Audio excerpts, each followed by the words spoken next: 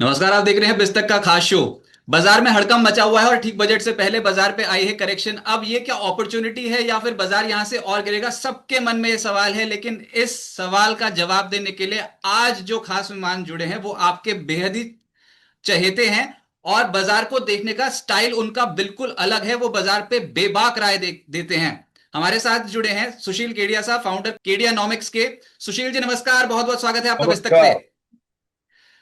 Sir पहले तो बहुत बहुत शुक्रिया आप बिस्तक को बजट से पहले अपना कीमती समय देने के लिए। और आज के शो में मजा आ जाएगा क्योंकि सब ये जानना चाहते हैं कि ये जो चार्ट्स हैं वो तो सब देख लेते हैं, लेकिन स्पेसिफिकली सुशील जी के चार्ट्स क्या बता रहे हैं। तो पहले तो पहला सवाल बजट के ऊपर, ये बाजार को क्या हो गया, एकदम से इतना नर्वस क्यों है मार्केट और इतनी बुरी करेक्शन। क्या माने यहां से अभी चढ़ाई शुरू करेगा या फिर और गिर सकता है? देखिए, बुद्धि हमें मिली है तो उसका इस्तेमाल तो करना ही है।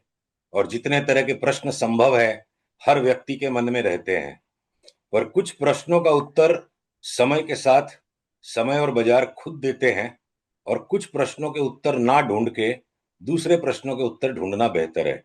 तो आपकी अग्रिम अनुमति से मैं इस प्रश्न को थोड़ा सा मरोड़ूंगा।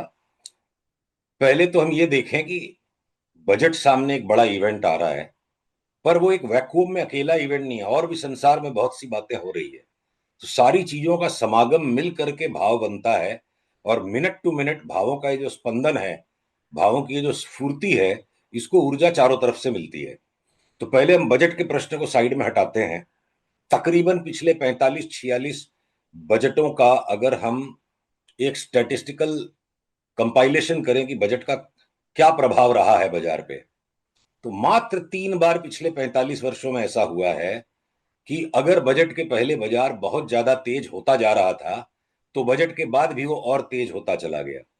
पर ऐसा एक बार भी नहीं हुआ है कि बजट के पहले अगर बाजार सीधी लकीर में गिर रहा है तो बजट के बाद भी गिर रहा हो।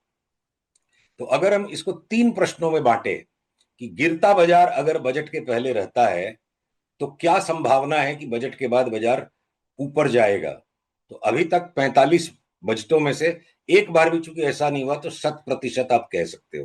पर खैर, संसार में 100% तो कुछ भी नहीं है। तो हम दूसरा प्रश्न जब ये देखें कि तेजी हो चाहे मंदी हो शेयर बाजार में बजट के पहले, क्या बाजार बजट के बाद पलट जाता है, तो इस प्रश्न का उत्तर आएगा कि 94% ये बात सत्य है कि भारत का stock market adequate response generate नहीं कर पाता है। वो हलवा सेरेमनी होने के बाद जो अंदर गुफा में सारे अधिकारी और मंत्री बैठ जाते हैं, तो शेयर बाजार का पिछले 45 बजटों का ये व्यवहार है कि चाहे कोई सी भी सरकार हो, हलवा जब परोसा जाएगा तभी खाने मिलेगा। पहले से स्टॉक मार्केट अपना हलवा पका नहीं पाता है। तो बजट एक सेंटिमेंट गेम चेंजर होता है। जो भी इमोशनल ड्रॉडाउन चल रहा है बजट के पहले, वो एकदम से माइंड रिफ्रेश्ड हो जाता है। तो बजट का तो ये आंकड़ा है। लेकिन सर फिर वो बात हुई ना कि बाजार तो शेकआउट हो गया ना, ये तो बजट से पहले करेक्शन आ गई। अब ये उसको अच्छी आप बात जोड़ोगे ना। किससे? आप इस बजट से देखिए, जोड़ोगे मैं या फिर डोनाल्ड ट्रंप? डोनाल्ड ट्रंप पे हम बाद में आएंगे, उसको ओवररेट किया जा रहा है। देखिए, ऐसा है, जब बहुत बड़ी बाढ़ आ जाती है, सब कुछ बह जाता है।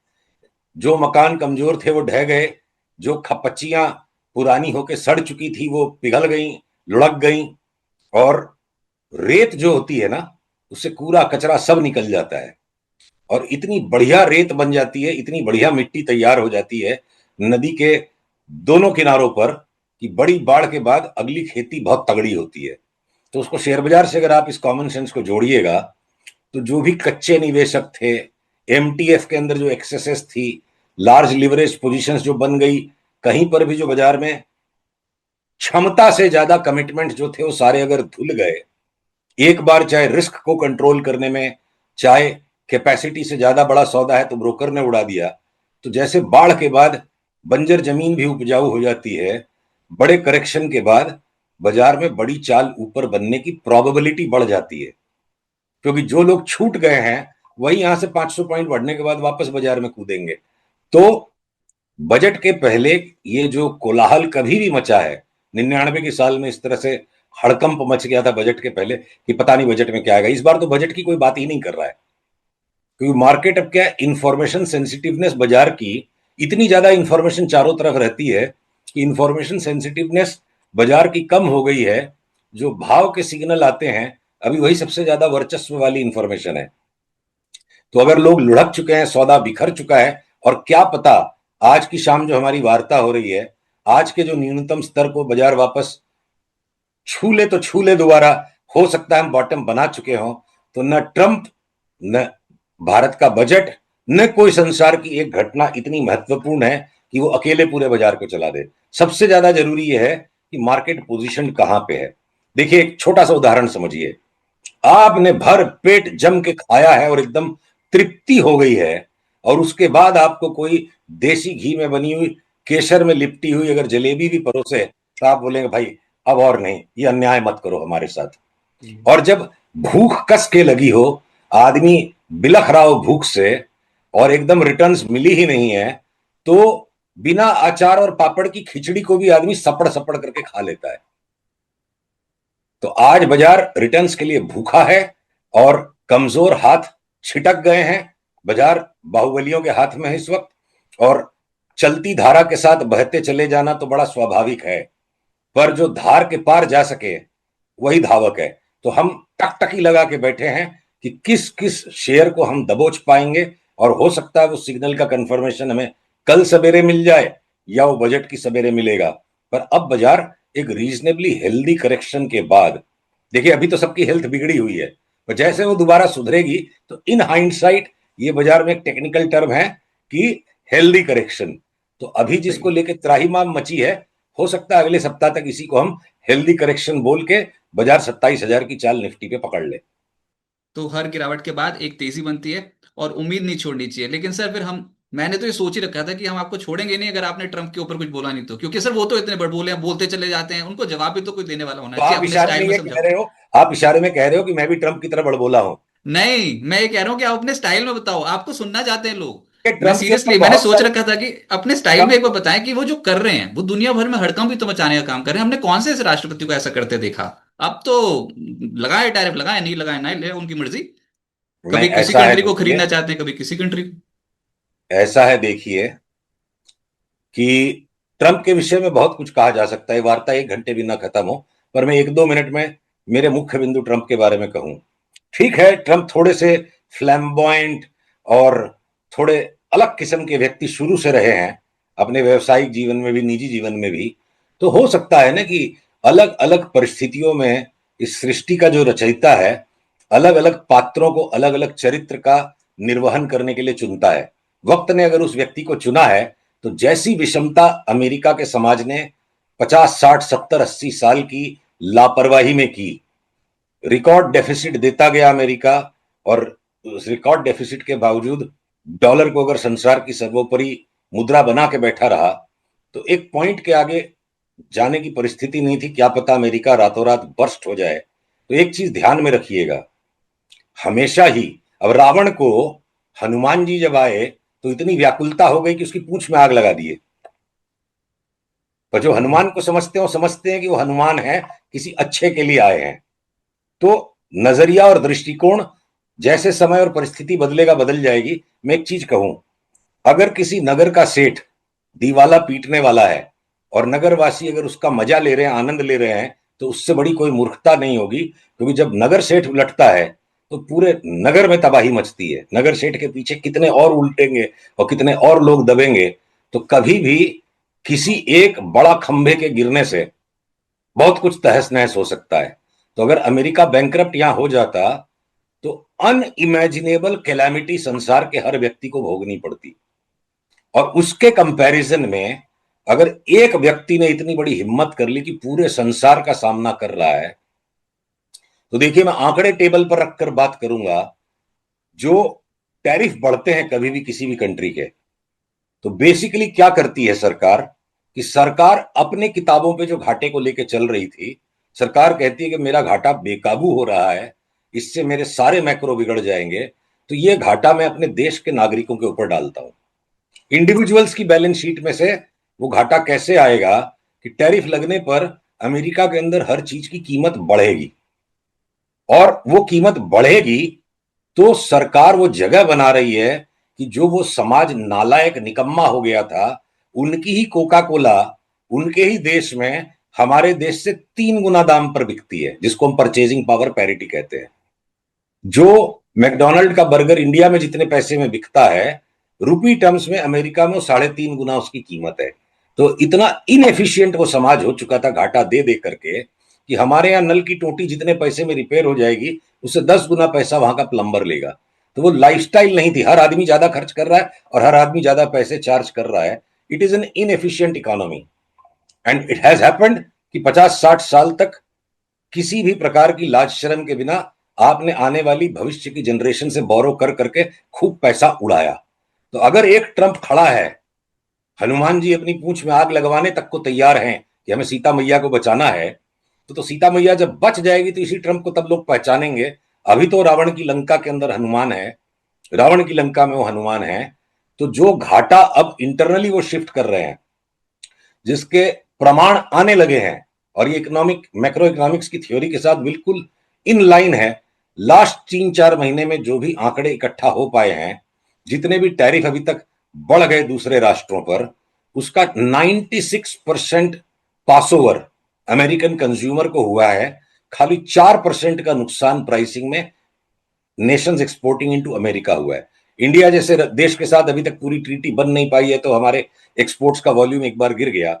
तो अब ये जो इन्फ्लेशन वहां पे राइज करेगा, और देखिए जो स्टडीड पब्लिक ओपिनियन होता है, जो ज्यादातर इंस्टीट्यूशनल पब्लिक ओपिनियन मेकिंग होती है, वो highly paid salaried professionals create करते हैं।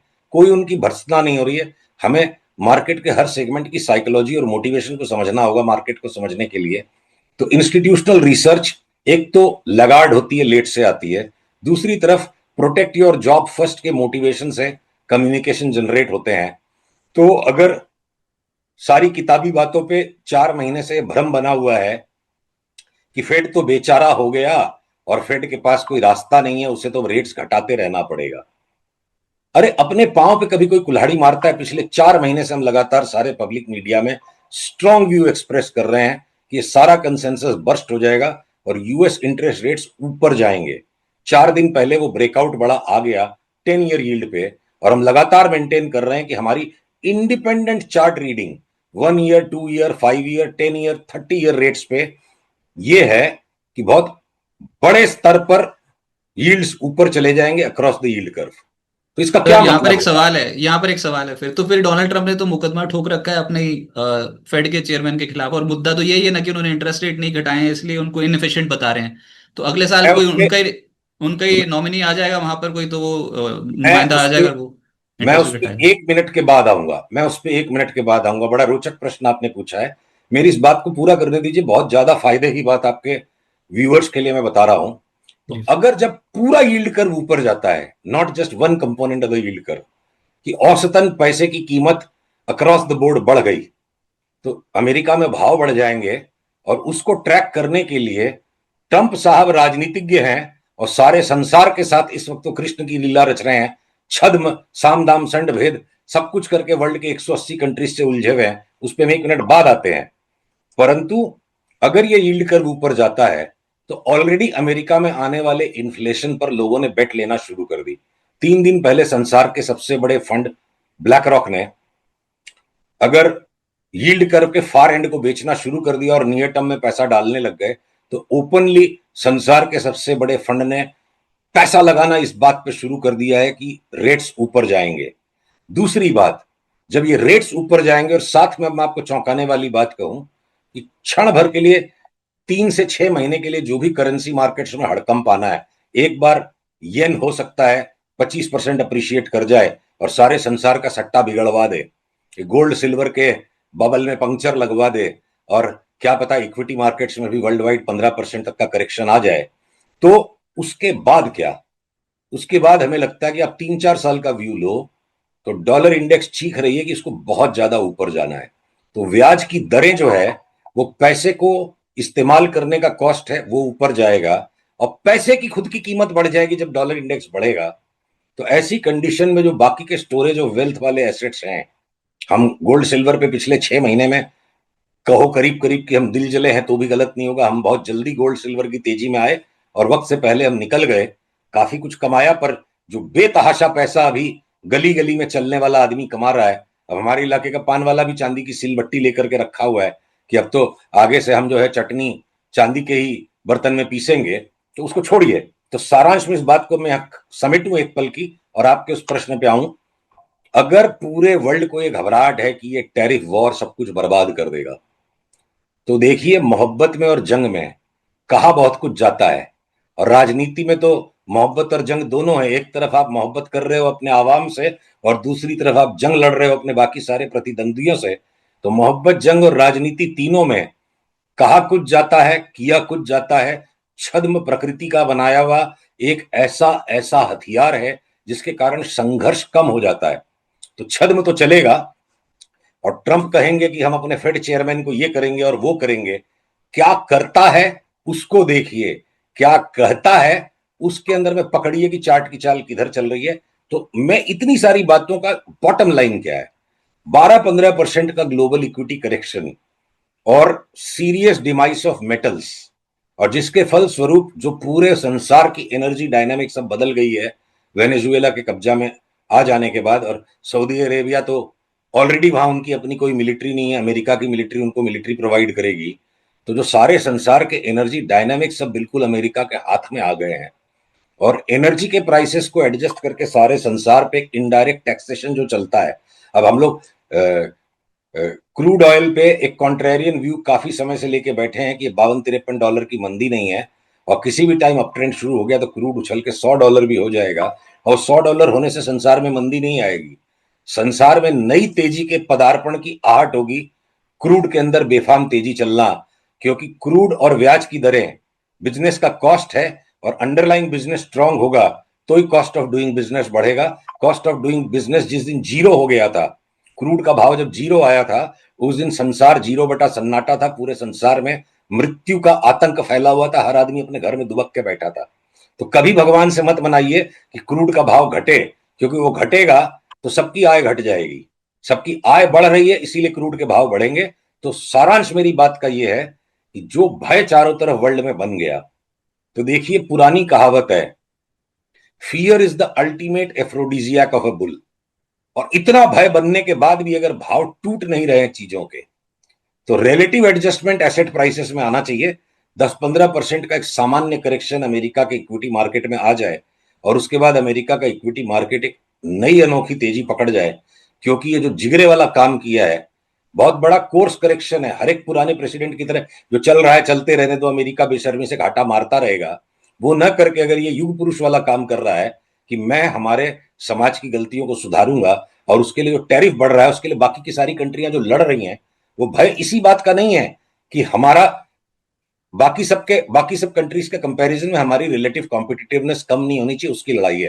पर अगर सारी कंट्रीज पे उसने इक्वल टैरिफ लगा दिया, तो इफेक्टिवली क्या हुआ कि वो अमेरिकन इंडस्ट्री को इंसेंटिवाइज करेगा कि आपको साल लगे 2 साल लगे, आप थाईलैंड से, वियतनाम से, कोरिया से अपनी फैक्ट्रियां उखाड़िए और अमेरिका में डालिए। और जब तक वो नहीं होता है, अमेरिकन कंज्यूमर वो घाटा अपनी अपनी पॉकेट से भरेगा, और सरकार के घाटे को जो ऑलरेडी कितना कम कर दिया, कितने कितने बड़े अमाउंट में इनकी गवर्नमेंट डेफिसिट कम हुई है, तो वो गवर्नमेंट डेफिसिट कम होती जाएगी, डॉलर इंडेक्स तेज हो जाएगा। और डॉलर इंडेक्स तेज होगा तो क्या होगा, जो इन्फ्लेशन अभी उसने अमेरिकन कंज्यूमर के स्तर पे डाला है, साइमल्टेनियसली वो पूरे वर्ल्ड में एक्सपोर्ट होने लगेगा। और एक अंतिम बात यहां जान लीजिए, इन्फ्लेशन शेयर मार्केट के लिए बिल्कुल भी खराब नहीं है। अगर इन्फ्लेशन नहीं होगा तो शेयर मार्केट का भट्ठा बैठ जाएगा। इन्फ्लेशन है इसीलिए बचत करने की इच्छा होती है, इसीलिए निवेश करने की इच्छा होती है, और उस इच्छा को पूरित करता है शेयर बाजार उन कंपनियों द्वारा जिनके प्रोडक्ट्स में, जिनके बिजनेस मॉडल में ये फ्लेक्सिबिलिटी है कि वो कंज्यूमर के इन्फ्लेशन को पास ऑन कर सके। तो inflation is the life line of any bull market. और अगर अमेरिका से इन्फ्लेशन क्रिएट होगा और वो पूरे वर्ल्ड में एक्सपोर्ट होगा, तो साथ में जो भय का वातावरण बन रहा है, कोई जरूरी नहीं है कि हम 2009 के भाव पे जाएं। 200 साल के स्टॉक मार्केट के इतिहास में इस तरह के ग्लोबल रीसेट्स 20-30 साल में आते हैं कि जो भाव रहते हैं वही भाव परमानेंट बॉटम बन जाते हैं। तो यहां से सिर्फ हटके सोचने वाली बात है, इसलिए हमारी सोच नहीं है। हमने सारे सिनारियोस को कंप्यूट करके अभी तक ये समझा कि इस सिनारियो के साथ चलने में हमें सबसे कम भय लगता है, कि चारों तरफ भय फैल रहा है और साथ ही इस भय के गर्भ में से इस भय के गर्भ में से जो चुनौतियों से भरी आवाजें आ रही हैं, वो चुनौतियां ही आने वाले भविष्य का वापस जन्म करवाएंगी, और वो भविष्य बहुत उज्जवल है। तो सुशील सर, हमारे ना व्यूअर्स हमेशा बोलते थे सुशील सर को बुलाओ, क्योंकि वो तकनीकी रूप से बाजार को बहुत आंकते थे। तो मेरा एक ही जवाब होता था, अरे भैया जब हम बुलाएंगे ना तो आप देखना उनका बिल्कुल अलग अवतार। तो अभी तक का जो आपका सेशन गया उसमें आपने बिल्कुल जितना भी आप बता सकते थे वर्ल्ड इकोनॉमी के बारे में आपने बेबाक राय रखी है, और मैं यही बताना चाहूंगा, ये है सुशील कीडिया।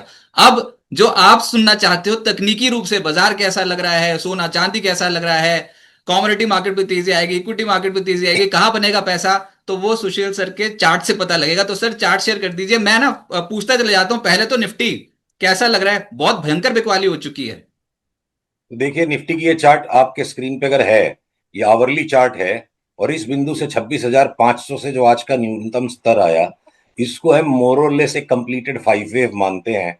और इसके पहले का ये जो करेक्शन है 26,552 से लेके 25,800 तक का, ये ए वेव है, ये बी वेव है, तो सी वेव है। अब हम बिल्कुल करेक्शन के खत्म होने के पॉइंट पर हैं। 150 पॉइंट की बात अलग है।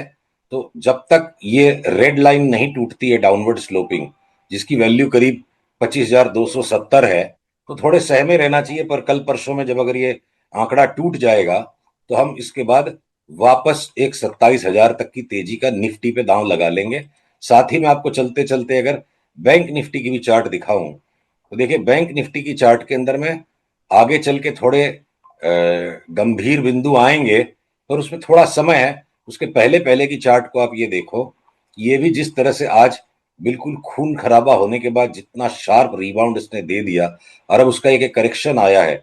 तो कल सवेरे जैसे ये 58,930-40, 58,950 के ऊपर चल पड़े, हम एक बार तो तेजी करेंगे, with a caveat in mind कि बजट वाले दिन ऐसी भी वॉलेटिलिटी हो सकती है कि क्या पता एक बार इस लोअर लो को टच करे ना करे। तो आपको अपनी पोजीशन साइज इसी अंदाज से रखनी होगी कि आज का जो लो था उससे ज्यादा ऊंचा स्टॉप लॉस रखने के लिए या तो आपको 24 घंटे स्क्रीन पे बैठ के फटाफट बटन दबाना आना चाहिए, वरना छोटी छोटी क्वांटिटी में निबलिए। आप जो पूरा गिलास उठा करके लास्ट में अमरस को पियोगे, पूरा खाना हो जाए उसके बाद, अभी तो निवाले निवाले खाना हम शुरू करेंगे। अगर मैं लॉन्गर टर्म पर्सपेक्टिव थोड़ा सा निफ्टी और बैंक निफ्टी पे दिखा दूं, थोड़ा सा लॉन्गर टर्म, बिल्कुल शॉर्ट टर्म नहीं, तो आप वापस आओ, देखो निफ्टी के इस चार्ट पे कि एक बार ये जो रेजिस्टेंस लाइंस है, इनको टच करता हुआ अगर निफ्टी 27,000 तक बजट के बाद चला जाता है, तो हमें बिल्कुल भी आश्चर्य नहीं लगता। 25,200 के लेवल से अगर 17-1800 पॉइंट की तेजी होती है, तो मैं 7-8% की बात कर रहा हूँ निफ्टी पे, और 7-8% की बात कर रहा हूँ बैंक निफ्टी पे। और जो हमारा बड़ा कॉल है, ये कोलाहल जब भी सेटल्ड होकर बाजार एक तरफा डायरेक्शन पकड़ेगा, क्या पता 27,000 जाके वापस 25,000 आएगा नहीं आएगा, वो हम तब तय करेंगे। पर जो निवेश की मुद्रा के साथ सोचते हैं, तो आप मोटी मोटी बात पकड़ लो कि 25,000 के लेवल की निफ्टी को 32,000 तकरीबन 12 से 14 महीने में होने में हमें जरा भी कठिनाई नहीं लगती है। और अगर आप जो नॉर्मल ग्रोथ नंबर्स भी देखोगे, ये देखो आप, यहां से अगर आप इन रेजिस्टेंसेस को जोड़ो, तो ये 32,000 की कल्पना कोई आ, मतलब अनैतिक नहीं है। 32,000 का विचार मन में रखना अनैतिक नहीं है। अगर आप 7.5% की जीडीपी ग्रोथ के साथ औसतन जो सड़क सड़क पर लागू होता है 5-5.5% का इन्फ्लेशन, सीपीआई वगैरह नंबर्स को आप छोड़ दीजिए, बहुत सारे स्टैटिस्टिकल एडजस्टमेंट है, तो 12-13% की निफ्टी की औसतन, सेंसेक्स और निफ्टी की औसतन पिछले 30-40 साल की ग्रोथ रेट रही है 14%। जीडीपी प्लस रियलाइज्ड इन्फ्लेशन आप कह लो, अप्रोक्सीमेट नंबर कह लो, तो 14 दूने 28, 28% की वैल्यू आप 25,000 पे जोड़ोगे, तो 25,000 पे 5,000 हो गया, 3,000, 20% वो हो गया। और हम वही 27-28% के भाव बढ़ते के साथ इतना हो जाता है। तब जो रूपी डॉलर अगर 91 पे आ गया और सारे संसार में कंसेंसस है कि रुपए की तो बेचारे की ये हालत है, सवेरे उठता है, नहाता धोता है, काम पे जाता है, उसके पहले कोई कूट देता है उसको, तो वो हो गया जितना फेज होना था, और एक बहुत रोचक स्टैटिस्टिक्स है। पिछले तो 70-80। रुपए का भी चार्ट लगा दो सर। रुपए का भी तो एक बार पूछना था आपसे कि ये जो बहुत भयानक तेजी आई है डॉलर में रुपए के कंपैरेटिव स्पेशली, तो अब रुपए का अगला टारगेट क्या बैठता तो देखिए, रुपए के टारगेट में ऐसा है कि जब तक ये घूमे नहीं उसके पहले मैं कह दूं तो अति हो जाएगी। आप एक काम करो, जब भी आदमी के कहीं कोई मन में संवेदनशीलता होती है, हमारा रुपया, हमारे देश की करेंसी, कहीं ना कहीं सबके मन में एक देश के प्रति भक्ति है, प्रेम है, तो हम एक है? मिनट के लिए भूल जाएं कि रुपी डॉलर की चार्ट है। मैं सारी ड्राइंग्स को मिटा देता हूं और आप ये नीचे टाइम एक्सिस को और प्राइस को मत देखो। प्राइस देखोगे तो भाप जाओगे कि रुपी की चार्ट है। अब अगर आप कहो कि मेरा एक रुपए का भी सौदा नहीं है इस चार्ट पे, या नया सौदा करना है, तो क्या करना है? कॉमन सेंस की बात है, एक तो इतनी भागी हुई चीज है, तो कोई ग्राउंड है इसके अंदर, कोई टेक्निकल पैटर्न है जिसपे मैं तेजी करूं? अगर मैं पैटर्न्स को देखूं तो इलियट वेव में 5 वेव काउंट पूरा हो गया या मोमेंटम डाइवर्जेंट है, तो मैं तो इस इंतजार में रहूंगा, कि बस सीधी सीधी बात कीजिए, पुरानी लाइनों को छोड़िए। जिस दिन ये लाइन टूटेगी, हम कम से कम 83 तक आने का दांव लगाएंगे। क्वाइट पॉसिबल कि 80-81 तक आ जाए। तो 91 से अगर 81 तक आ गया बाई चांस, देखिए जब ये इस तरह से भागा था तो किसी की कल्पना के बाहर था कि भाग जाएगा। भारत इतना बड़ा गोल्ड अपना उठा के लंदन से ले आया, इतना बड़ा हमने अपनी फॉरेक्स रिजर्व्स की कंपोजिशन में चेंज कर दिया, तो ठीक है, इंपोर्ट के अंदर में हमारे को मार पड़ रही है, एक्सपोर्टर कमा रहे हैं इस भाव में, और जो हमारी एसेट्स को हमने रीशेप किया है, 25% हमारी यूएस ट्रेजरी होल्डिंग्स को आरबीआई कम कर चुका है। अगर वहां यूएस ट्रेजरी 20% नीचे गिर जाएगी, जो मैं बेट ले चुका हूं पब्लिकली, जिसको हम लोग डिस्कस कर चुके हैं, कि यूएस ट्रेजरी बॉन्ड्स की वैल्यू 20% गिर जाएगी और यूएस इंटरेस्ट रेट्स तकरीबन 17-18% अपने बेस से बढ़ जाएंगे। 1.5% अगर यहां से बढ़ जाता है, 4.25 वाला अगर 5.7 हो जाता है 10 ईयर यील्ड, 20% ट्रेजरी गिर जाएगा, तो चाहे वो हमारी फॉरेक्स बास्केट में गेन आ जाएगा, चाहे हमारे एफआईआई का सेंटीमेंट जब घूमेगा और वो बेतहाशा माल लेंगे, तो जो हम $5 ट्रिलियन इकोनॉमी के सपने को एक बार पोस्टपोन्ड करके बैठ गए कि क्या पता 28 में आए, क्या पता 29 में आए, केडियानॉमिक्स में ये दांव लेके बैठे हैं कि इस बाजार के अंदर में आप एडिक्वेटली पॉजिटिवली कमिटेड नहीं हो बाजार को, तो वो ज्यादा बड़ी रिस्क है। क्योंकि 7.5% की जीडीपी ग्रोथ आपको मिल गई, और अगर कोई कारण से 11% डॉलर रुपये में अगर करेक्शन आ गया और हमारा रुपया मजबूत हो गया, तो 5 ट्रिलियन की इकोनॉमी तो हम 12 महीने के अंदर घोषित हो जाएंगे। 4.29 पे हम लास्ट मेजरमेंट पे थे। तो एक बार वो हो गया तो पूरा India sentiment change, rerating change. तो यहां से जितनी भयावह खबरें आ चुकी हैं, और जिस तादाद में और जिस सिंक्रोनिसिटी के साथ और जितनी इंटेंसिटी के साथ ये खराब खबरें आ चुकी हैं, तो खबरें भी खुद से बोर हो जाती हैं और वो भी बदलती हैं। इतनी खराब खबरें आ चुकी हैं कि अब या तो हमारी संवेदनशीलता खराब खबरों के प्रति खत्म हो जाएगी, या खबरें बदल जाएंगी। और ये चार्ट बता रहा है, तो मैं किसी हालत में यहाँ रुपी डॉलर को लेके पैनिक नहीं करूंगा। It is too late to be a bull on the dollar versus rupee, and it is certainly a little early to start singing songs of patriotism. जिस दिन ये लाइन टूटेगी, उस दिन हम रुपये के मजबूत होने की दांव को तब कार्यान्वित करेंगे। अभी हम सिर्फ सहमी नजरों से या हसरत भरी निगाहों से, जैसा आप देखना चाहो, कि भारत की तेजी, उसको भी हम हसरत भरी निगाहों से देख रहे हैं, और यहां इस डॉलर की चाल को हम सहमी नजरों से देख रहे हैं। तो बेटा, अब तुम बहुत उछल लिए, अब तुम्हारी कंबल पिटाई का टाइम कभी भी आ सकता है। सर यही जो हसरत भरी निगाहें और ये जो आप बोल रहे हो ये देख रहे हैं सर, लेकिन एक कमोडिटी को देख रहे हैं, और वो है चांदी। हम्म। तो अगर आप वो चार्ट्स लगा के समझा दो। एक तो आप ये समझाओ पहले कि ये 3 लाख की चांदी आपने सोचा था कि 2026 में शुरू शुरू में ही आ जाएगी, अब आ गई है तो क्या नहीं, करें? फोमो चांदी फोमो हो रहा चांदी है बहुत देख, बुरा। चांदी और सिल गोल्ड पे हम सबसे पहले तेजी में आए थे आज के 2.5 साल पहले। पर अब जो इसकी परिस्थिति बन गई है, अब ये जो इसकी परिस्थिति बन गई है, हम यहाँ पर गलत हैं, और ये हमारी इमेजिनेशन को लगातार बीट करते हुए चलता जा रहा है। तो ये यूफोरिया के अंदर खींचते खींचते हमने देखा भी है ना, ये जब Y2K में वो आईटी के स्टॉक्स में यूफोरिया मची थी, तो देखिए भगदड़ और आंधी ऐसी चीजें हैं कि जिसकी छूट गई वो छूट गई, यहाँ हाथ डालने में डर लगता है। और जिसके पास है, वो अगर अपने भाग्य से इसको पकड़ के बैठा रहे तो क्या पता कितना कमा जाएगा। तो अब चांदी और सिल्वर पे मेरा यही एक फ्रैंक डिस्क्लोजर होगा कि हम छूट गए नीचे, और उसके बाद हम ये 1.5 लाख के बाद चांदी के भाव को समझ ही नहीं पाए, तो अब हम इस पर कोई भी कठोर टिप्पणी नहीं करेंगे। पर जिस दिन घूमेगा तब देखेंगे। वो 1 महीना और ये तमाशा चलता है या 7 दिन चलता है, वो आने वाला वक्त बताएगा। एक बार जब ये चांदी की लाइन टूटेगी तो हाईएस्ट भाव को स्टॉप लॉस बना के हम वापस शॉर्ट करेंगे। अगर हम रॉन्ग हो जाएंगे तो हम काटेंगे, पर अभी हम चांदी में कुछ नहीं कर पाएंगे, हमारे बस का नहीं पर है। पर सवाल तो यही आते हैं कि हमारे पास है, सब लोग बहुत खुश हो रहे हैं, इतना खुश, जैसे आपने अपनी तो बोला था कि पान वाला जो है वो सरबट्टा भी अब चांदी का लेके बैठ गया और बोलेगा इसे भी करूंगा जो भी करूंगा। तो वो कहाँ तक का भगवान इमेजिनेशन। भगवान की इच्छा है कि सारे लोग खुश रहें, तो ठीक है। हम किसी प्रकार का दुख नहीं मनाएंगे, हम किनारे में बैठेंगे। पर देखो, बचपन में माँ ने एक बात सिखाई थी कि बेटा जहां बहुत ज्यादा भीड़ हो वहां मत जाना, तुम थोड़ा सेफ रहना। तो माँ की सिखाई वो बात अब जीवन भर हमारे साथ रहेगी। तो मेरी तो मानसिकता यही है कि अब जो भगदड़ और भीड़ इतनी मच गई है, तो मैं अपने माँ के आंचल को पकड़ के बैठूंगा। और बाकी जितने भी वीर तत्व हैं जिनके अंदर बहुत बड़ी वीरता है, वो यहाँ चांदी पे दांव लगाए, हमसे नहीं हो पाएगा। गोल्ड पे भी यही आप क्यों लेकर चल रहे हो, जिस तरीके की तेजी बिल्कुल देख रही है अब तो। बिल्कुल, चांदी और सोना दोनों की परिस्थिति करीब करीब सेम है, थोड़ा सा हम्म। माइनर डिफरेंस है। और जब हादसे आते हैं तो देखिए, ये सब वर्टिकल स्ट्रेट लाइन में जो लीप अप हो रहा है, जैसे कपूर के थाल में आग लपकती वो हो रहा है। तो कपूर का थाल कब जलाते हैं? जब आरती का शेष आता है।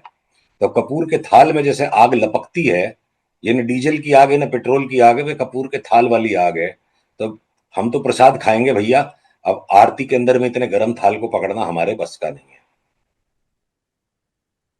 सवाल तो फिर मेटल्स पे भी है, आपको क्या लगता है कमोडिटी मार्केट की जो तेजी आई है, अब माना कि वो बस मिस हो गई, लेकिन कोई कह रहा है कि copper will be next gold, कोई कह रहा है एल्यूमिनियम खरीद लो, कोई ये कोई वो, और असल तेजी फिजिकल एसेट्स में ही बन रही है सर। तो किस कमोडिटी पे आप बुलिश रहोगे फॉर 2026, या फिर अवॉइड कर दोगे इस पूरे स्पेस को।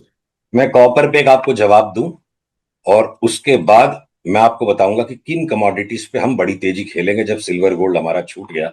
स्क्रीन पर अगर आप देख पा रहे हो, ये कॉपर की एमसीएक्स की चार्ट है। और अगर मैं आपको इसको डेली टाइम फ्रेम में दिखाऊं, तो देखिए कॉपर ने एक बड़ा स्पाइक 29 दिसंबर को लगाने के बाद लगातार 3 लोअर टॉप्स बनाए हैं। अगर ये नीचे वाली लाइन टूट जाएगी तो हम कॉपर को शॉर्ट करेंगे। अगर ये नहीं टूटेगी तो हम इंस्पेक्ट करेंगे कि वापस लॉन्ग टर्म रेजिस्टेंस जोन पे 1427 पे जाने के बाद अगर ये वापस वहां से घूमता है। पर मोटी मोटी बात आप लॉन्ग टर्म ट्रेंड पे देखिए कि कॉपर में भी जिस तरह की वर्टिकल राइज आ गई है।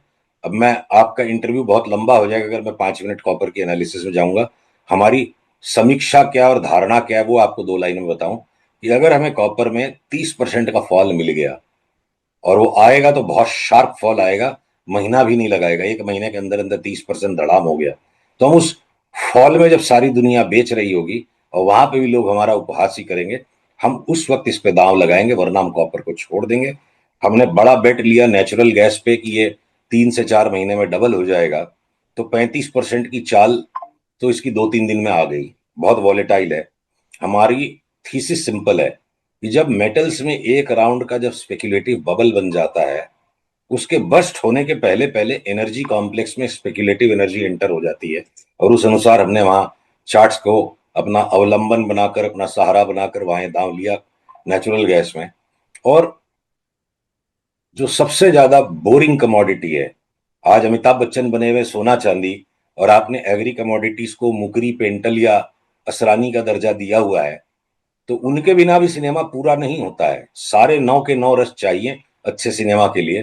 तो जो हास्यास्पद सी कमोडिटियां हैं, आप उठा के देखो पिछले 3 महीने के अंदर हल्दी के अंदर क्या मूवमेंट आ गई, धनिया में क्या मूवमेंट आ गई, गुआर गम में और मेंथा ऑयल में हम बहुत बड़ी तेजी सामने देख रहे हैं अगले 2 साल में। तो ये पुरानी साइकिल्स हैं। Precious metals, non ferrous metals, और उसके बाद एनर्जी कॉम्प्लेक्स में बड़ा बुल घुसता है, और इवेंचुअली वो माला माल करके जाता है एग्री कमोडिटीज में। तो सिल्वर गोल्ड हमारा छूट गया, तो अब हम, ठीक है, गरीबों की कमोडिटीज हैं, हल्दी धनिया, हम उनमें लगे हुए हैं, और वहां अब हमें एग्री कमोडिटीज में बहुत बड़ी चाल दिखती है।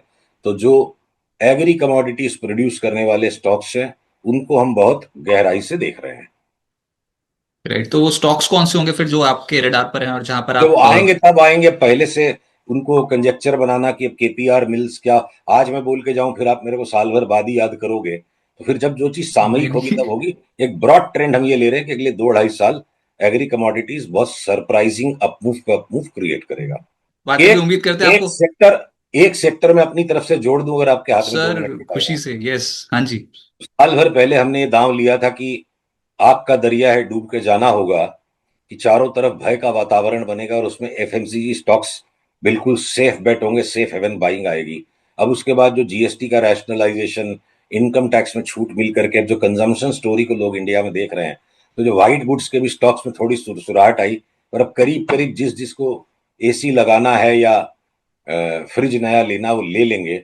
हमारी नजर में जो एक सेक्टर आया बड़ी कस के, जिसको हमने नाम दिया खाओ पियो ऐश करो, या कि एक्सपीरियंशियल कंज्यूमरिज्म। तो होटल के स्टॉक्स, आप लार्ज कैप होटल के स्टॉक ईआईएच को छोड़ दोगे वो 50% बढ़ेगा, पर छोटे वाले दुनिया भर के 20 होटल स्टॉक्स की लिस्ट है जो हमें लगता है अगले 1 साल में डबल हो सकते हैं। ट्रैवल के स्टॉक्स में अगर बीएलएस इंटरनेशनल को देखें कि थोड़ा सा एक कोहरा छटेगा ग्लोबल हाराकिरी का, तो जो experiential expenditure oriented Indian consumer है उसको वीजा लेना है तो बीएलएस के पास ही जाना पड़ेगा। वो हमने अपने निवेशकों को 5 बैगर मूव अगले 2 साल में ये कह के दिलवाया है। उसी तरह ये चाहे इक्सिगो का स्टॉक है, ये भी हमें यहां से डबल होता लगता है। और जो इंटरटेनमेंट थीम पार्क्स है, वंडरला थीम पार्क्स में ऑलरेडी 4 थीम पार्क्स उसके चल रहे हैं साउथ इंडिया में, और अब 5वां तमिलनाडु में चेन्नई में आ रहा है। वो हमें लगता है 5 बैगर यहाँ से 7 बैगर हो जाएगा। आई मैजिका जैसा स्टॉक जो ऑलरेडी लास्ट 5 साल में 10 बैगर हो गया, इस भाव से भी हमें लगता है फर्दर 10 बैगर है अगले 5 साल में। या डेल्टा कॉर्प जैसा स्टॉक जो 2020 की वैल्यूएशन पे और 2020 के भाव पे मिल रहा है below price to book value, और जस्ट बिकॉज की जीएसटी का एक अड़ंगा उसमें लगा है, वो प्रिंसिपल्स ऑफ नेचुरल जस्टिस के खिलाफ वो जीएसटी के ऑर्डर है। जुडिशियल डीले है, डिनायल नहीं होगा। चार्ट कह रही यहां से डेल्टा कॉर्प को भी अगले 2 साल में 10 गुना हो जाए। तो हिम्मत करके जो सूझबूझ की बढ़िया चीजें सस्ते दाम में मिले वो लेनी पड़ेगी।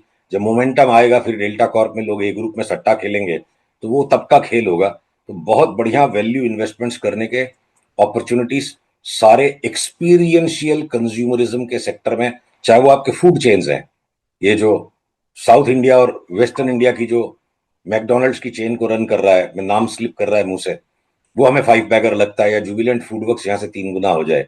तो देखिए बाजार टाइम टू टाइम 1.5 से 2 साल में बहुत कुछ रीसेट कर चुका है। बहुत बुरी तरह बी ग्रुप के स्टॉक्स जो पिटे हैं, तो कोयले की इन खदानों में से अब अगले 2 साल के लिए बहुत सारे हीरे अलग अलग सेक्टर्स में से निकलेंगे, जिसमें से एक मैंने आपके साथ शेयर कर लिया जो है एक्सपीरियंशियल कंज्यूमरिज्म। सर बहुत शुक्रिया आपका हमारे साथ जुड़ने के लिए। और यही मैं बोलना चाहूंगा, मजा तो आ गया इस इंटरव्यू में, लेकिन हमारे दर्शकों की रिक्वेस्ट है कि सुशील केडिया जी ज्यादा से ज्यादा बार आए पुस्तक पे, तो उसके लिए चलिए अब सर। हर महीने 2 महीने में कुछ आपस में मिल करके युक्ति बनाएंगे, और आपके दर्शकों की इस जिज्ञासा को पूरी करने के लिए मैं आपके साथ जुड़ूंगा। सर बहुत शुक्रिया अपना समय पुस्तक को देने के लिए। Thanks, thank you for thank joining.